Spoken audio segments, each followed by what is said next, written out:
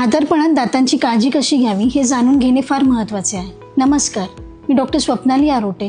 वय जसजसे वाढत जाते तसतसे आपल्या दातांची विशेष काळजी घेणे गरजेचे असते. आज मी तुम्हाला वृद्धावस्थेत तोंडाच्या आरोग्याची योग्य काळजी कशी घ्यावी याबद्दल सांगणार आहे.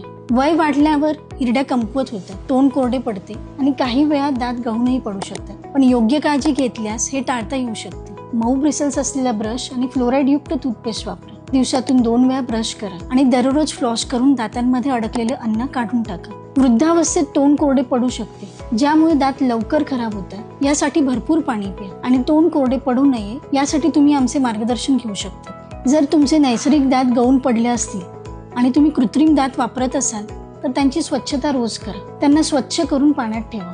दर 6 महिन्यांनी दंतचिकित्सकांकडे जा, कारण वाढत्या वयात लहान समस्या मोठ्या होऊ शकतात. लवकर निदान केल्यास मोठ्या अडचणी टाळता येतात. वय वाढलं तरी तुमचा चेहरा तुमच्या हास्याने उजळला पाहिजे. म्हणूनच दातांची योग्य काळजी घ्या आणि आयुष्यभर निरोगी राहा.